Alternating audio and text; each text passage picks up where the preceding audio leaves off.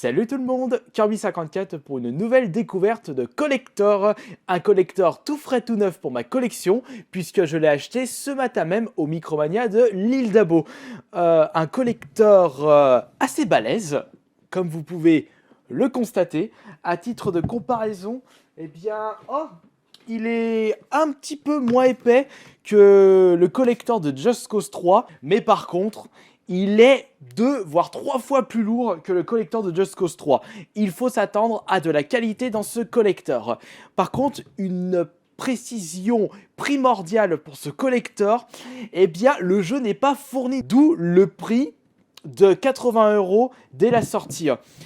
Et c'est pour cela que je me suis dit, tiens, il propose un gros collector Resident Evil 7 pour seulement 80 €. Et c'est le vendeur de Micromania, à l'époque où j'avais acheté le jeu dès sa sortie.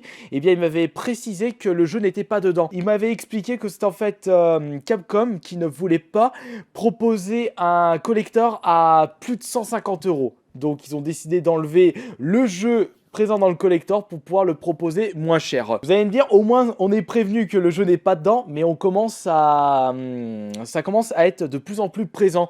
On avait un petit peu discuté avec d'autres collectionneurs, comme quoi en ce moment on a de moins en moins les les jeux présents dans les collectors. Je parle bien entendu des jeux en matériel, puisque les jeux dématériels pour moi ça compte pas du tout. Alors maintenant on se tape des collectors, il n'y a ni le jeu matériel ni le jeu dématériel. Bon, après on va voir à peu près le contenu de celui-ci, c'est un petit peu le but de cette vidéo, pour savoir si vraiment ce collector vaut ses 80 €. Je préfère vous préciser également que le collector n'est presque plus disponible sur internet, car il y a eu des soucis de casse pour la première fournée de ce collector. L'espèce de maison qui est... Enfin, pourquoi je dis l'espèce de maison? Le manoir des backers présent dans ce collector avait beaucoup de défauts de casse à cause du transport mal protégé, d'après ce que m'a dit le vendeur du Micromania. Et ce collector provient de la deuxième fournée, ou peut-être la troisième, mais ça j'en sais rien. Et je me suis dit, allez, je vais peut-être mettre 80 € puisque ça fera un nouveau collector à vous présenter, sachant également que j'ai terminé 6 fois de suite sur Resident Evil 7 pour pouvoir débloquer le trophée platine. Eh bien, c'est pour cela que je me suis fait plaisir aujourd'hui même. Allez, on ouvre ceci, voilà. Alors, par contre, je l'ai ouvert, oh, putain, ouais, c'est vrai, oh, ça pue la peinture, le plastique. C'est la première fois que j'ouvre un collector qui sent aussi fort la peinture. À la base, le collector était comme ceci, donc il n'y avait aucune protection tout autour, et il suffisait que... Regardez, ça tient pas. On le bouge un petit peu trop, il suffit qu'il se retourne dans le transport. Il fallait pas être étonné que la maison allait être à moitié détruite. Bon, alors, la maison, on va regarder ça en détail juste après, puisque c'est un petit peu le... Ouh. Oh, elle est lourde.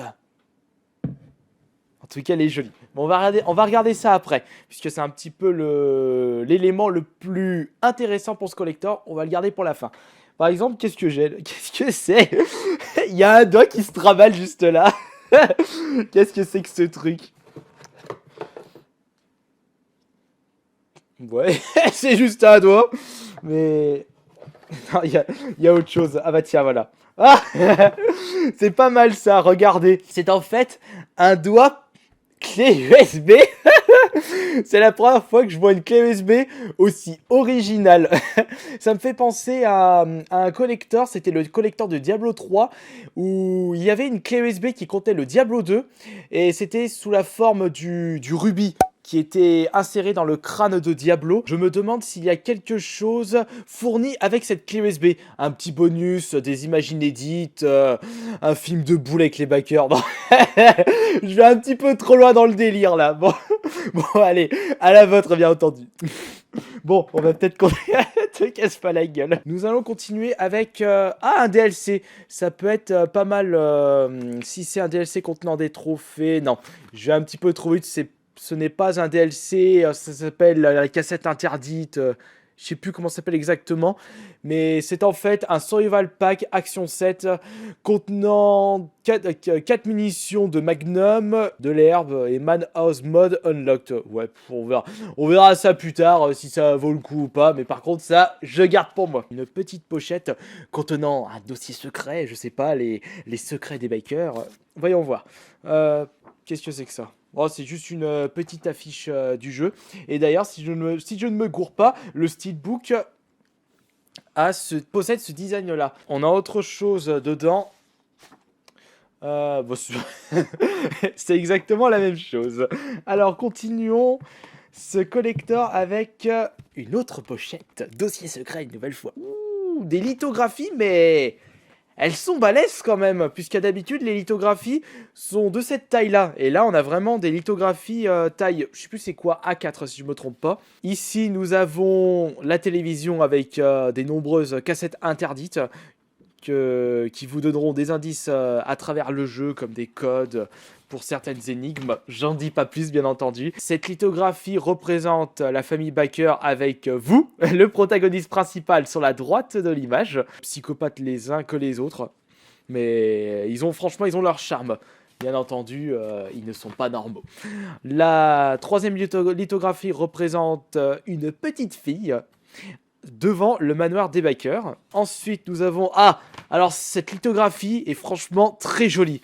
Ah, pour moi, c'est vraiment mon coup de cœur pour l'instant en termes de lithographie. On voit Biker à terre avec une main possédant le couteau. Et si j'observe bien le design du couteau, c'est en fait le couteau que vous utilisez dans le jeu. Un couteau qui vous a été offert par le flic. Pour la dernière lithographie, ce sont des lettres ainsi que des journaux. Ouais, sans intérêt. Pour moi, mes deux lithographies préférées, c'est celui-ci, bien entendu, et peut-être la famille des Baker, juste là. Et j'ajoute à cela que cette image a beaucoup été utilisée par les let's players YouTube pour l'utiliser en miniature de vidéo. Et nous avons, pour terminer, ouais, en effet, il n'y a rien de plus. De toute façon, c'est bien ce qui me semblait. Puisqu'il y a la maison à vous montrer en détail juste après. Alors ça, c'est assez classe. C'est bien entendu un artbook Resident Evil. Assez solide, surtout parce qu'on a l'habitude d'avoir des lithographies non cartonnées et plutôt souples. Ah, ça, c'est très joli, ça. Ah, que de souvenirs. Le zombie de la jaquette de Resident Evil 2 pour la version américaine, avec préambule. Oh, en plus, c'est en français. Oh, alors ça, c'est super, franchement. D'habitude, on se tape toujours des artbooks écrits en anglais. Mais là, franchement, ça, c'est vraiment un super point pour ce collector qui possède une lithographie. Non, pas une lithographie, mais un artbook traduit en français. Et puis là, on a même... Oh, non, franchement, magnifique, magnifique cet artbook. Là, on a tous les protagonistes du Resident Evil 1, que ce soit dans la première version sur PS1 et le remaster pour la version GameCube. Là, on a les créatures en dessous. Oh, c'est génial. Oh, là, Resident Evil 2, bah là, du coup, on a tout plein d'artwork de tous les Resident Evil sortis. Ça, franchement, je vais me le garder de côté. Je vais me le lire dans le chiotte. Parce que franchement, magnifique. Et on va passer maintenant aux détails du manoir des Bikers. Et je peux observer sur l'entrée que, bah, tout simplement, c'est magnifique. C'est hyper détaillé.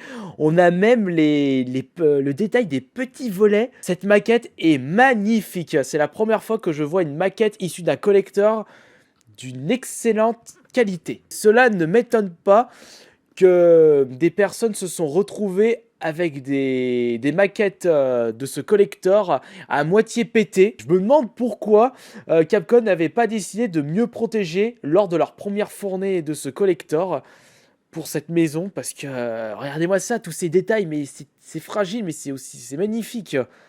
Je trouve, je peux comprendre les joueurs qui ont été dégoûtés d'avoir acheté ce collector avec une maquette à moitié pétée. Et maintenant, je peux comprendre pourquoi, à l'heure actuelle, ce collector se vend assez cher, puisque son prix de base est de 80 €. Et j'ai regardé un petit peu avant de l'acheter, puisque je suis toujours comme ça, j'aime bien regarder les prix pratiqués sur internet pour savoir si je peux acheter sur internet pour pouvoir l'acheter moins cher. Eh bien, j'ai remarqué que sur internet, ce collector se vend à plus de 130-140 €. Je parle bien sûr neuf. Et ça ne m'étonne pas. Et pourtant, le collector ne possède pas le jeu. C'est ça qui est quand même fou. Bon, après, il faut dire également que je pense pas que ce collector a été distribué à beaucoup d'exemplaires au vu du travail fait pour la maquette. C'est vraiment un coup de cœur cet artbook.